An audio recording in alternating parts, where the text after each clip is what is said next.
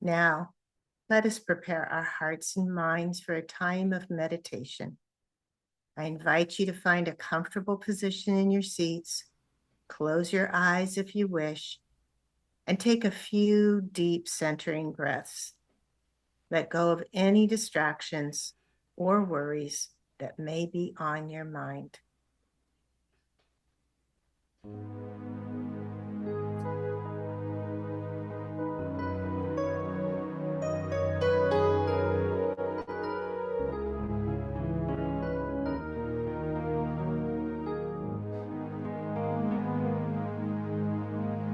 One life, one love, one peace in our lifetime.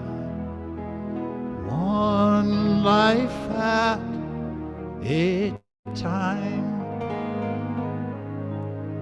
One truth, one world, one peace in our lifetime. One life at a time.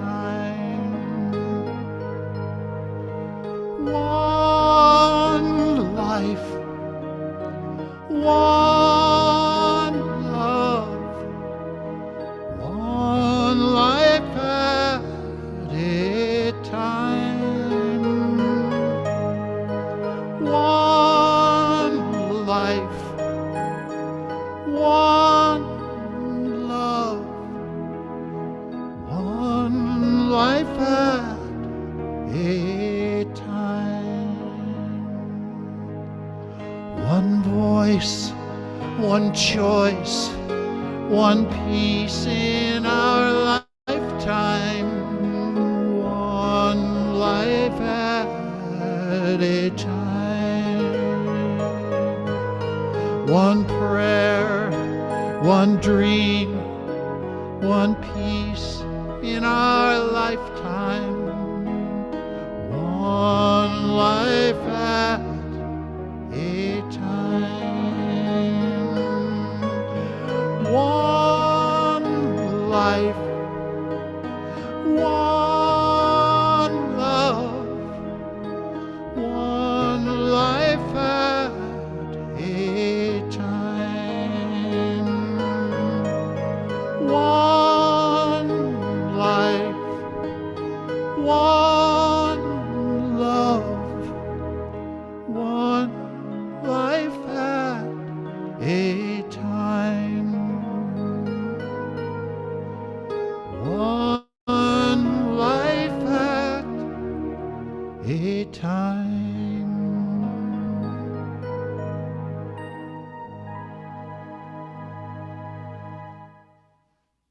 Peace. Peace. Peace be still. Peace be still and know that I am God. Breathing in peace. Breathing out peace. Inviting peace. I invite peace into my mind. I invite peace into my heart. I invite peace into my body. I am peace. Breathing in and breathing out now, settling into a time of peace, allowing the mind and the body and the heart to settle into peace. You know it. You know peace. Breathe in deeply, and as you exhale, I invite you to open yourself to peace, to a peace that passes all understanding, to the peace that is this one life at a time, a life of peace. Peace, love, life, breath, the breath of peace, the breathing in of peace, the breathing out of peace. I allow peace to flow through me now. I allow myself to fill with peace. with all the peace of the universe. I am one with peace. Breathing in and breathing out, the body relaxes into peace now. The feet and the hands, the arms, the legs, the belly and the back. Peace. Peace be yours. Peace be still. Peace I am. The shoulders, the jaw, the neck, the nose, the eyes. Peace. Peace. I am peace. I am peace. As my body settles into peace, the thoughts become peaceful. My mind is at peace. For I am filled with love, the divine harmonizer. The divine harmonizer, love, peace, my divinity. Aware of my divinity now, filled with peace. I become a point of radiant peace. I share my peace. I share my peace with you. I share my peace with the world. I share my peace. The peace of God fills me. I share that peace. Breathing in and out. In the midst of peace now, I sit. I sit in peace. I know my peace. I am peace. In the silence now, in the silence now, I am that peace. Peace, peace be still and know. Peace be still in the silence.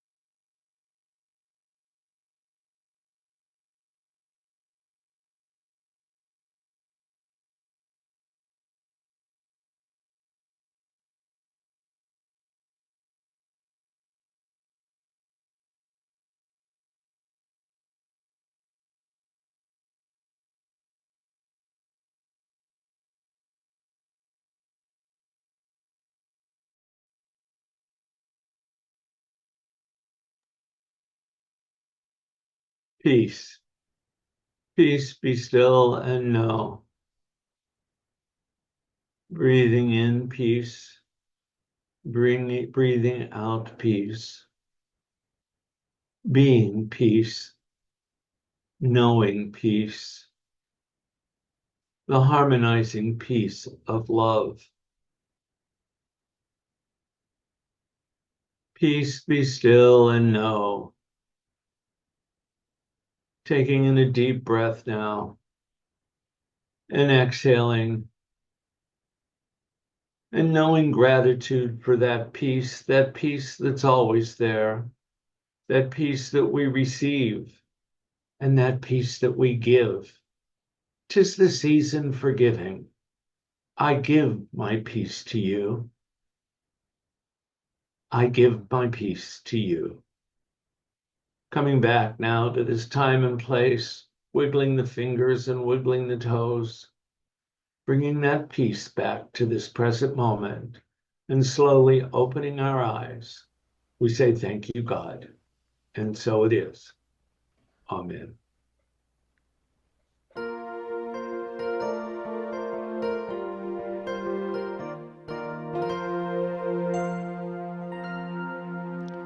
If a star can be a sign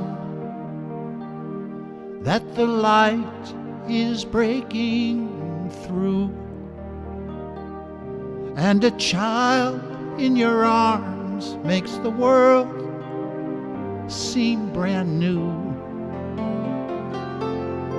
we can embrace all the grace we've been given, stand in the light of the wonder we live in. This is your gift,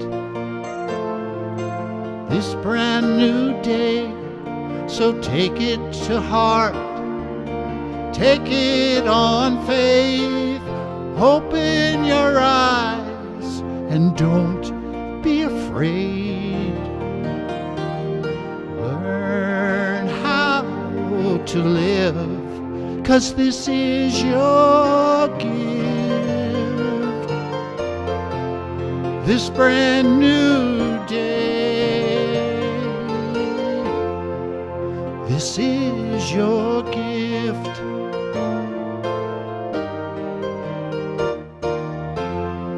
When it's hard to say a prayer,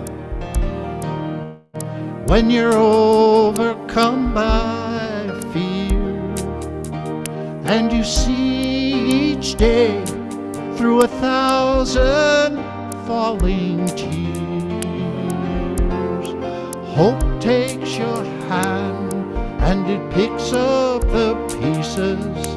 Love comes to life as we live and believe in. This is your gift,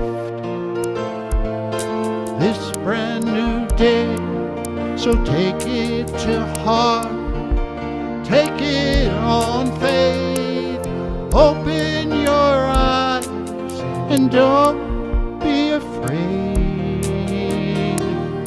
Learn how to live, 'cause this is your gift, this brand new day. This is your gift.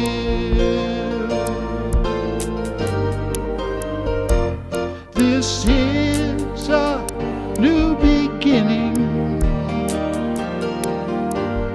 This is where we start. We'll take what God has given and live it from the heart. This is your gift, this brand new day, so take it to heart, take it on faith, open your eyes, don't be afraid. Learn how to live, 'cause this is your gift, this brand new day. This is your gift, this brand new day. This is your gift.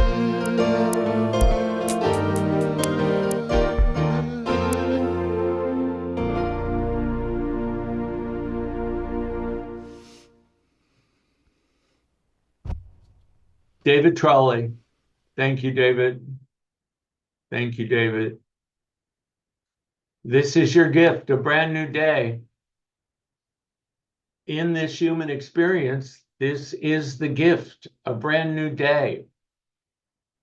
We'll take what God has given. What God has given, giving. Our God is a giving God. He gives us a brand new day. The gift of giving. Giving. That's what it's all about. God gives us this gift every day. So today we're going to talk about this season for giving. But first, just a couple of reminders from last week when we talked about Sabbath. And I just want to remind you to remember to set aside some Sabbath time. Remember how important that is for yourself. In the midst of everything that's going on, guard your soul. Guard your soul. Take some Sabbath time. Get peaceful. Martha said in 5 points last week, rest before you get tired. Have a rhythm to your rest. When you're resting, rest. Let me say that one again. When you're resting, rest. Rest from social media and other electronics as well. That's hard to do, but do it. And find a hobby. Go out and sign up for an improv class. Do something different. Every day is your gift. This is your gift, a brand new day. Rest. Find a Sabbath. Couple of things I wanted to point out before I get going on this talk with the wonderful Patricia Wright today. You see behind me, I forgot to mention them last week. I had them up. T-shirts and sweatshirts are coming, and they're coming in time for Christmas. We've got the Unity of Davis logo on the front and some choices for what will be on the back. One of the sayings on the back is a positive path for spiritual living, and then the website, unityofdavis.org. Watch the e-news. Mary's putting it together, and there'll be some options, and well, you'll see what's coming. And then I know you've heard several times about the noon meditation on Wednesday, but I want to invite you to come and let's be together and move forward in peace and in love together. And the gratitude circle's coming, and you know, Bob McAvoy does the announcements very well, but I just want to ask you all, as Bob invited you to bring perishable items to the gratitude circle, and I want to invite you not to bring perishable items. I want to invite you to bring non-perishable items to the gratitude circle. Send your perishable items to Idaho. Yes, please. Bob Cookies and pies and stuff like that. But put them on dry ice if they're perishable, please. So thank you, Bob. And bring your non-perishable items to the gratitude circle. And it's around the corner. It's the season for giving. So sign up if you're coming. And speaking of giving and speaking of getting a hobby, and this joke I'm about to tell was entitled Minister's Hobby. I can't figure out why, but this is what I guess because a new minister was out visiting the homes of the congregation.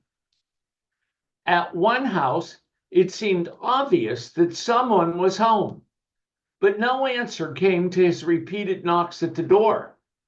He took out a card and wrote Revelation 3:20 on the back and stuck it in the door. Well, a week went by and the next Sunday came around and he found that his card had been returned. Added to it was the message, Genesis 3:10.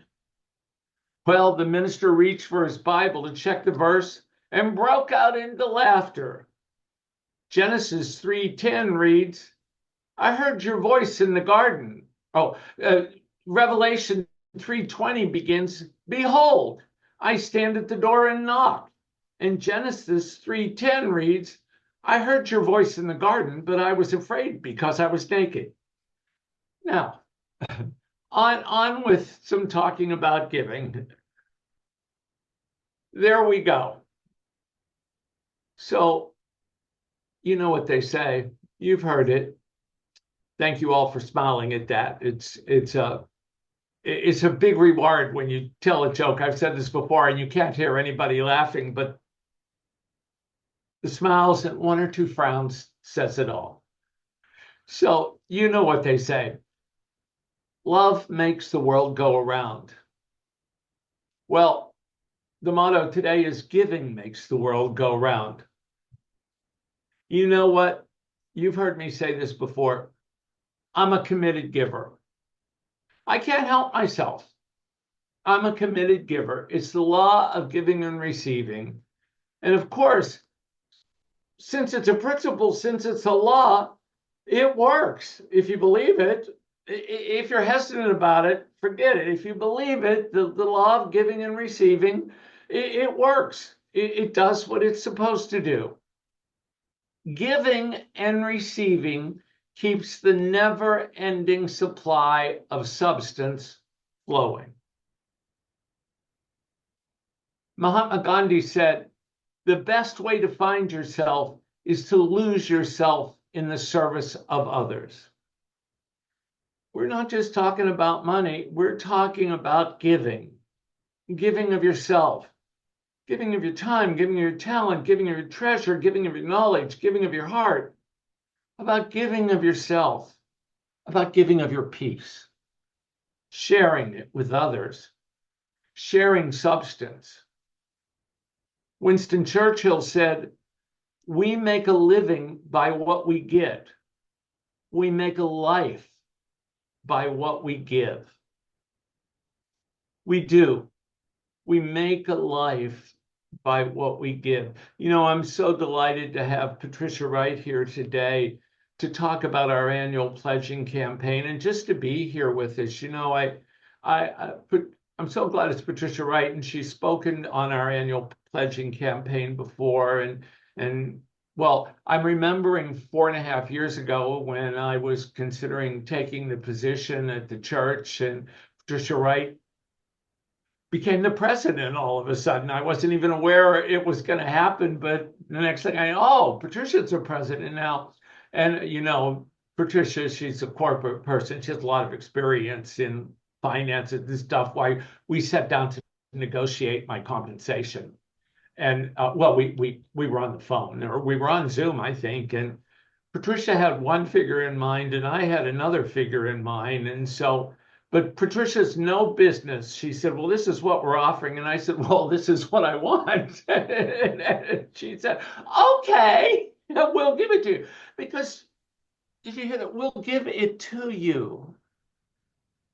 It was a joy. She didn't hesitate. We'll give it to you. We want to receive you. We'll give it to you.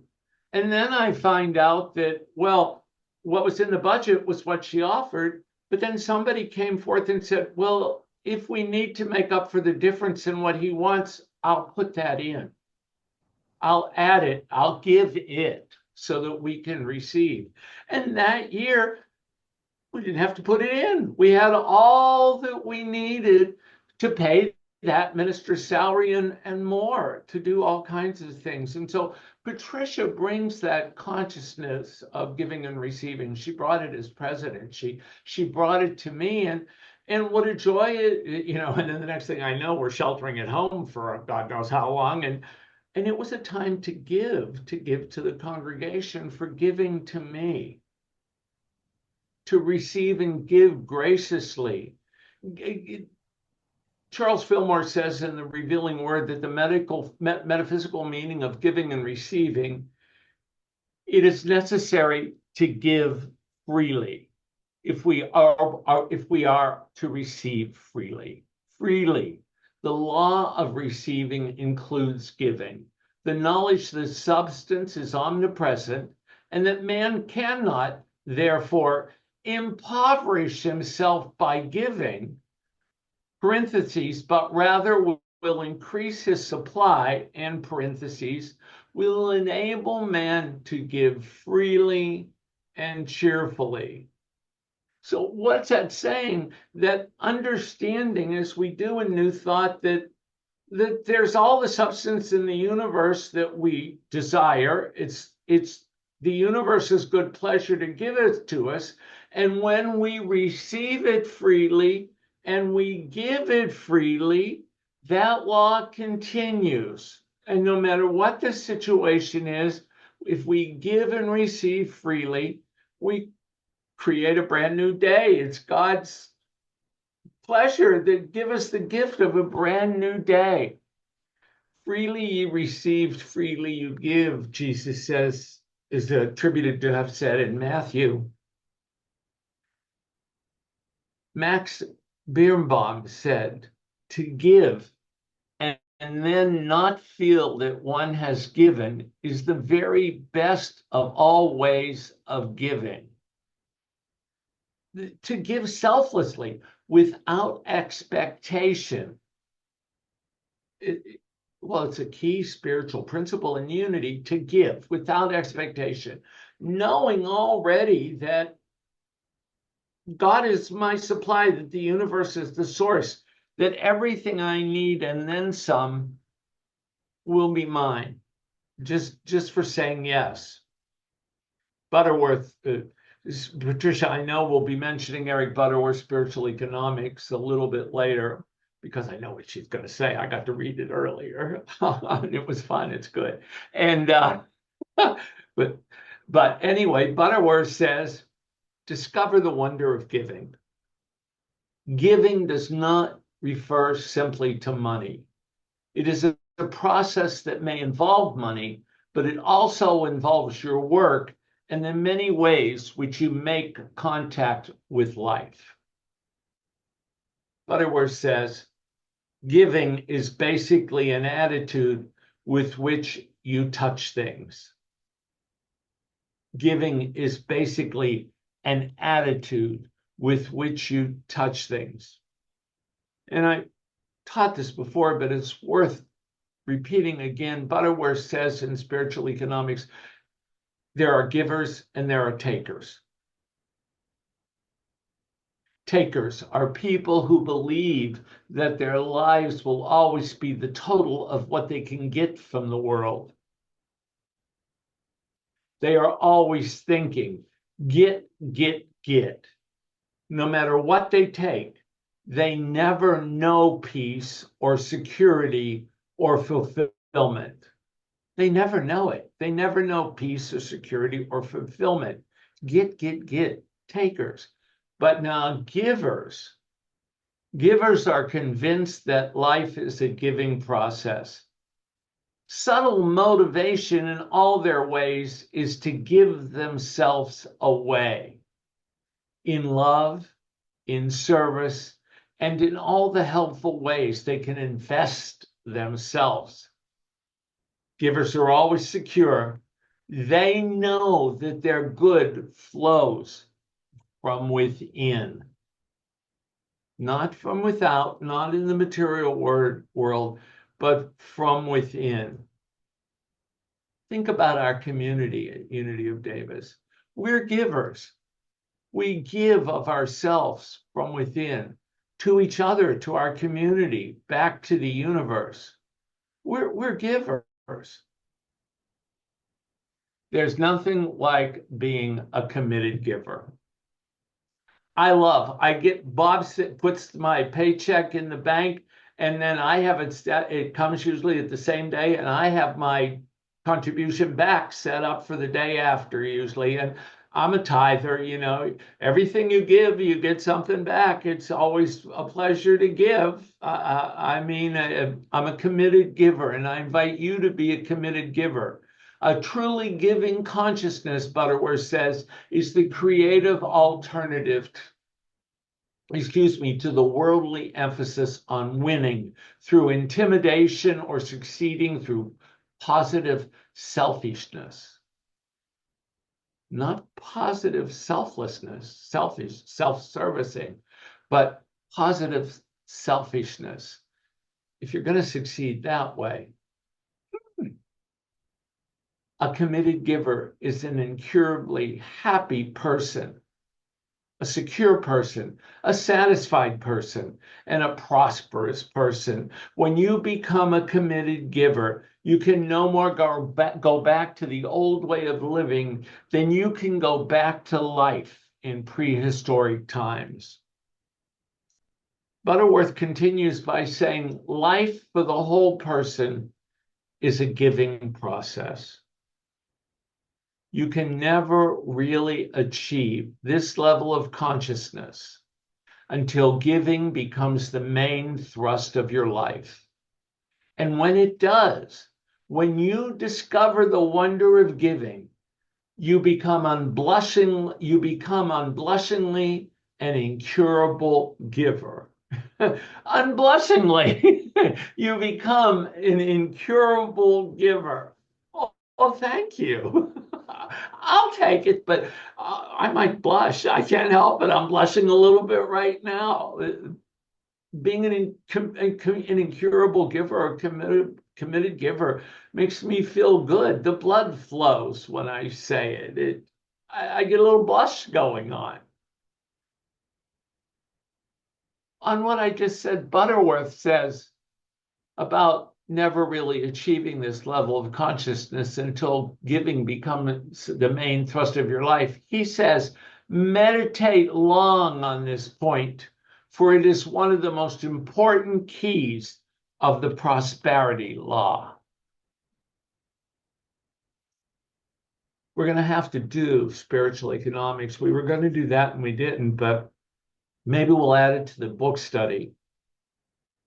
You know, as we move deeper into this beautiful season of gratitude, we're reminded of the many ways in which giving is an integral part of spiritual practice.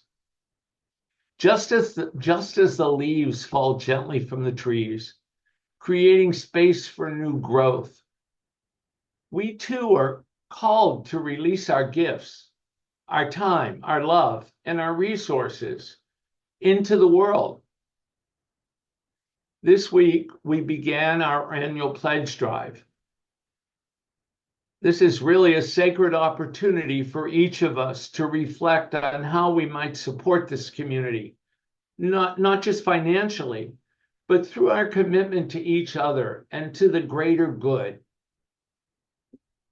To the greater good we are building here at Unity of Davis.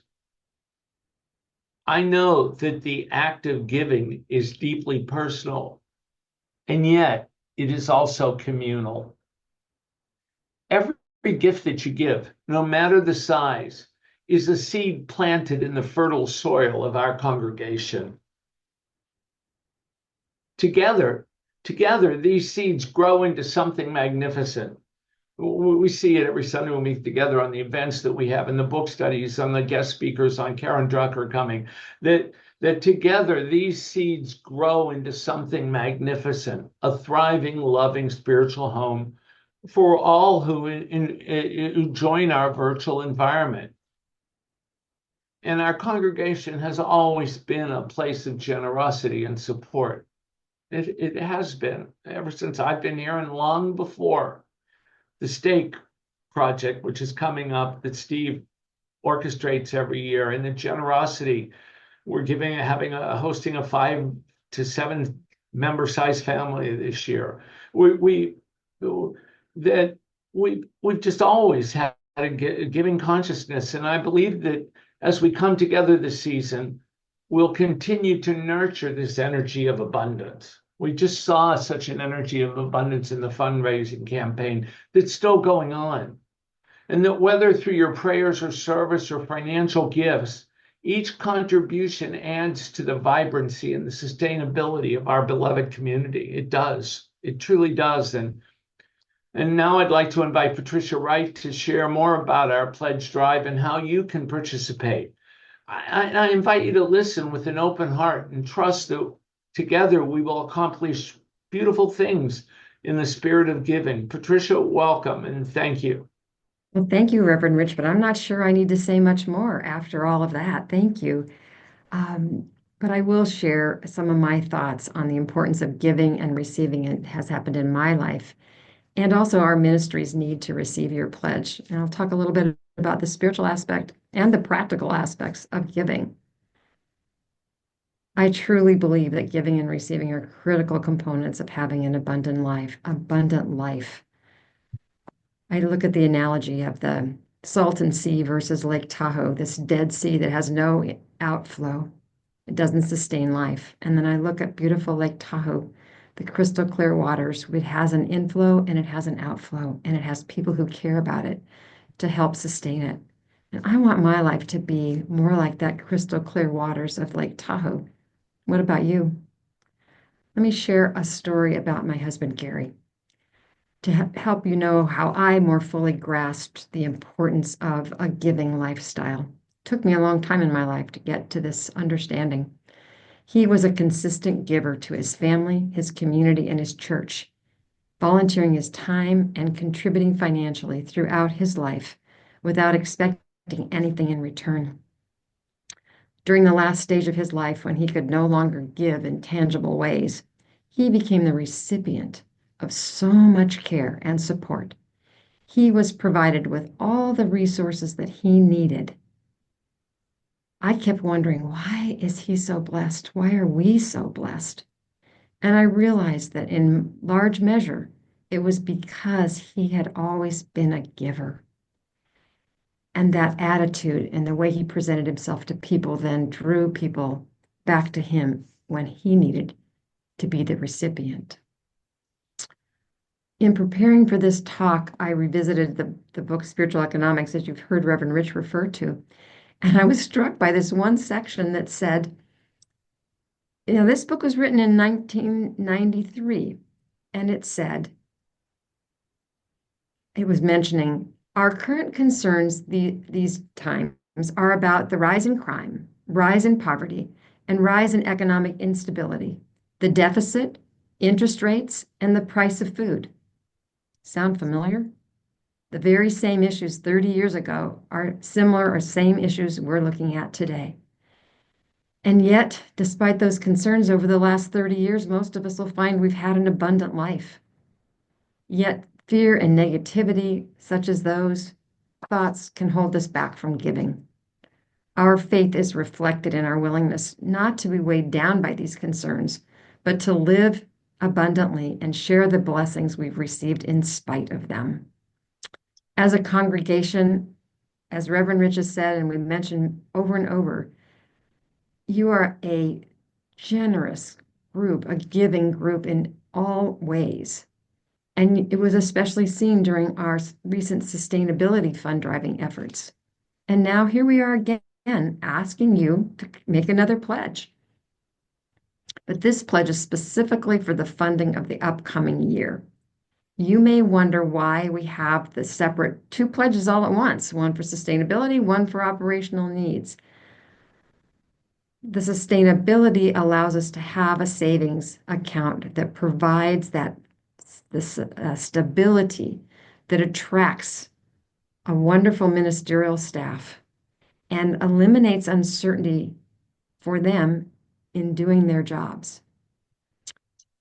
The operational gives them direction, if you will, for the next year on what financial resources are available for them to plan the many wonderful aspects of the service. And the service says that they provide us. So that's why we're asking for you to complete your pledge card. During my professional career, I prepared and managed many budgets, some small, some extremely large. The hardest part was always determining the revenue estimate. Knowing the amount of pledge that can be expected helps our board plan effectively for the coming year. Have you received your pledge card yet? If not, Mary will just let Mary know in the chat and we can get one to you. And you can also complete your pledge card electronically using the link in the chat and links in the upcoming newsletters. It's essential that you submit your pledge card now. By doing so, our budget for 2025 can be completed and plans for next year can be finalized. Many times when I've thought about completing a pledge card, I've faced uncertainties. I didn't know what to pledge. Life's unpredictable. I didn't know if my revenue stream was going to continue as it was. But when we do our pledge cards, it's understood that circumstances change. Pledges can always be adjusted if needed. A pledge is simply your best estimate of what you plan to give based on your current situation. Completing a pledge, whether for sustainability or for our upcoming operations, is a reflection of your gratitude for and faith in this ministry. There's no need to let external worries like election outcomes deter you from filling out your pledge card. A grateful heart is the key to prosperity, and thoughtfully completing your pledge is a tangible expression of your faith and commitment to living abundantly. I appreciate being a part of this ministry, surrounded by individuals, by you, dedicated to our shared beliefs, continuous learning, and caring deeply for each other. It is truly an honor to be part of this community. Thank you, Reverend Rich, for this opportunity. And thank you, Patricia Wright. She's good, isn't she? I think she's done this before. Yes. Thanks, Patricia. You're welcome. It's such a joy to share the joy of giving with you, Patricia. So thanks for being here today. And thanks. Let's both invite our congregation to bask in the joy of giving. Enjoy the joy of giving. Become a committed giver, not just in this ministry, but in your life. In everything you do, be a committed giver. Thanks for being here today. Have a great week. And so it is.